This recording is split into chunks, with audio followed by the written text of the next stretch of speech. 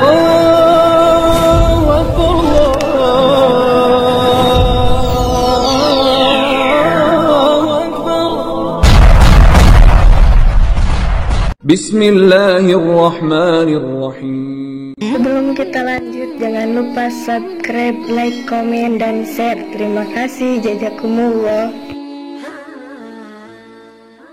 Bismillahirrahmanirrahim. Assalamualaikum warahmatullahi wabarakatuh. Sahabat kabar Islam, saudara ikhwan fillah dimanapun anda berada, semoga tetap dalam lindungan Allah subhanahu wa ta'ala. Allah jaga iman Islam kita hingga ajal tiba, harapan wafat dalam keadaan husnul khatimah, amin ya Allah ya rabbal alamin.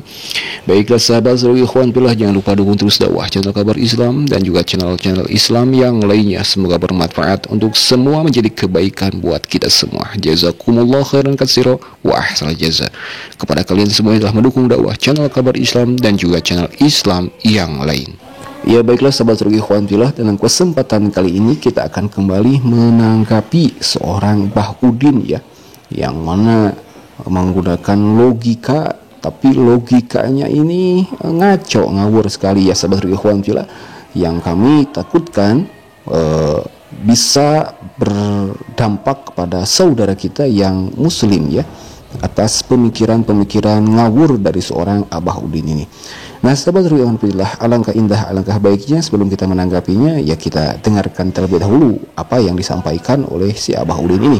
Silakan. Orang sudah tahu ilmu ma'ani, ilmu balaghah, ilmu tafsir, ilmu mantik dengan akal dan mantik,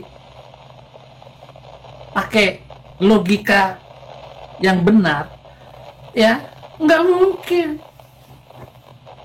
tetap bertahan di situ. Sababun nuzulnya, ini ayatnya kenapa diturunkan? Nggak perlu sababun nuzul dalam Alkitab, karena Alkitab itu jelas semuanya. Kalau sudah pakai ilmu tafsir, berarti lebih pandai ahli tafsirnya daripada Allah Subhanahu wa Ta'ala. Baik sahabat, kita tanggapi sedikit dulu ya apa yang disampaikan oleh si Abah Udin ini. Nah Abah Udin ini menyebutkan bahwa ada ahli tafsir dan Allah Subhanahu wa Ta'ala itu lebih pintar, lebih baik ahli tafsir daripada Allah Subhanahu wa Ta'ala. Karena apa? Karena ahli tafsir dapat menjelaskan apa yang tertulis, apa yang ada di dalam Al-Quran kepada orang-orang muslim lainnya. Sedangkan Allah Subhanahu wa Ta'ala tidak bisa. Ini pemikiran yang sangat konyol ya. Apa yang dipikirkan oleh Abah Udin ini sangat tidak logis sebenarnya. Sebab bagaimana seorang ahli tafsir bisa mentafsirkan, bisa menerangkan, bisa memperjelaskan suatu ayat apabila ayatnya tidak ada. Ini sungguh-sungguh pikiran yang sangat bodoh sekali ya. Seorang penada Saipul ini menyebutkan bahwa ahli tafsir lebih baik, lebih pintar daripada Allah Subhanahu wa Ta'ala. Nah ini sangat bahaya sekali apabila orang-orang awam, saudara-saudara kita dengan ketauhidannya yang minim mendengarkan kalimat dari si Abah Udin ini dan terhasut, nauzubillah, ditakutkan mereka masuk dalam ritmenya si Abah Udin ini, yaitu pemurtadan. Dan juga sahabat ikhwan fillah, apabila kita mentafsirkan ya, mencontohkan ada seorang guru yang memberikan pelajaran, bolehkah itu matematika ataukah sejarah. Nah apakah mungkin si guru ini bisa dikatakan lebih pintar daripada orang-orang yang menuliskan sejarah itu, yang mengetahui akan sejarah itu, yang membuat akan sejarah itu, yang membuat akan matematika itu? Ini sangat konyol sekali pikiran dari Abah Udin ini ya, sangat tidak logis menurut kami. Tapi itu pandangan Abah Udin, ya kami hormati juga. Tapi ini sebagai benteng kepada orang-orang muslim, saudara-saudara kita yang masih awam. Tetaplah Allah Subhanahu wa Ta'ala itu alimun, ilmu, maha mengetahui, maha pintar, maha mengetahui keadaan kita. Dan juga sahabat sahabatku ikhwan fillah, tentang asbabun nuzul. Apa yang disampaikan oleh si Abah Udin ini, asbabun nuzul, memang benar.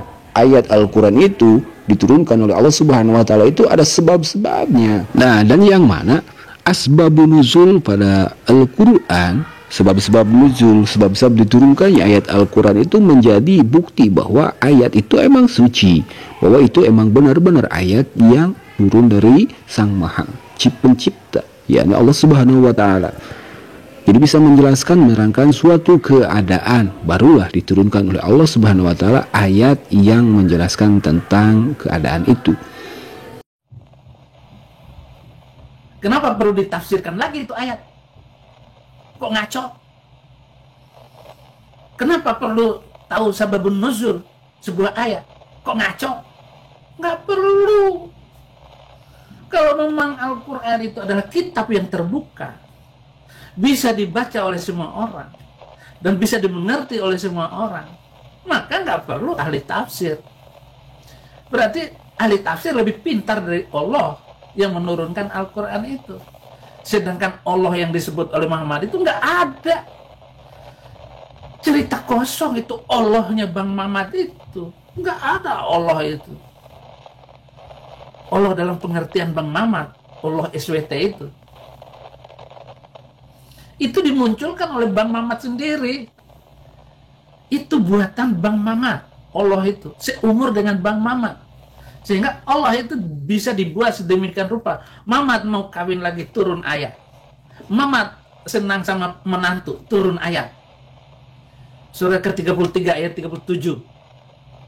Turun ayat. Gara-gara kepingin sama menantunya sendiri. Bagaimana seorang nabi begitu keinginan seksnya meningkat, dia mau turun ayat.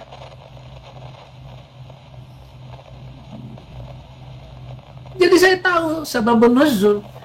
Sababun nuzul itu adalah ilmu sebab-sebab ayat Al-Quran turun. Alkitab tidak perlu mengetahui sebab-sebabnya. Kenapa? Bahasa kata-katanya jelas semua. Iya sahabat saudari ikhwan fillah, itu sebuah pendapat atau fitnah Saifuddin Ibrahim ya. Perkataan Saifuddin Ibrahim tentang para penafsir Al-Quran yang dibandingkan oleh Saifuddin Ibrahim bahwa ahli tafsir itu lebih pandai, lebih pintar daripada Allah Subhanahu wa taala.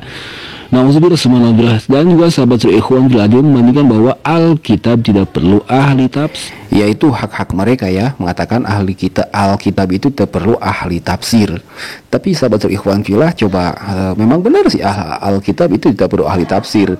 Secara logis itu sudah terpaham ya untuk kita semua, untuk mengerti apa yang disampaikan oleh Yesus atau Nabi Isa alaihissalam di Alkitab mereka, seperti yang tertera di dalam Yohanes pasal 14 ayat 6 ya, di mana Yesus berkata, kata Yesus itu mengatakan, akulah jalan dan kebenaran dan hidup, tidak ada seorang pun yang datang kepada Bapa kalau tidak melalui aku.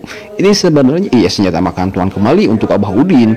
Ini sangat sudah jelas sekali ya. Yesus mengatakan, aku adalah jalan. Jalan itu sebagai perantara menuju kepada Bapa. Nah, sahabat ikhwan fillah, lagi si Abah Udin ini menyebutkan bahwa Allah Subhanahu wa taala itu buatan Nabi Muhammad SAW. Ini sungguh fitnah ya. Karena dalam Alkitab menyebutkan bahwa Tuhan Nabi Isa, Tuhan Nabi Musa alaihissalam itu adalah Allah Subhanahu wa taala. Dalam Al-Qur'an pun demikian. Allah memproklamirkan diri sendiri. Ini anallahu la ilaha illa ana fa'budni. Kata Allah, ini Allah aku, tidak ada Tuhan selain aku, fa'budni, maka beribadahlah kepadaku, bertauhidlah kepada aku. Ini biasa Abah Udin ini memberikan pemahaman-pemahaman yang keliru ya. Ini membodohi umat-umat Oten sendiri ya. Mungkin umat Islam juga menjadi sasaran bagi si Abah Udin ini.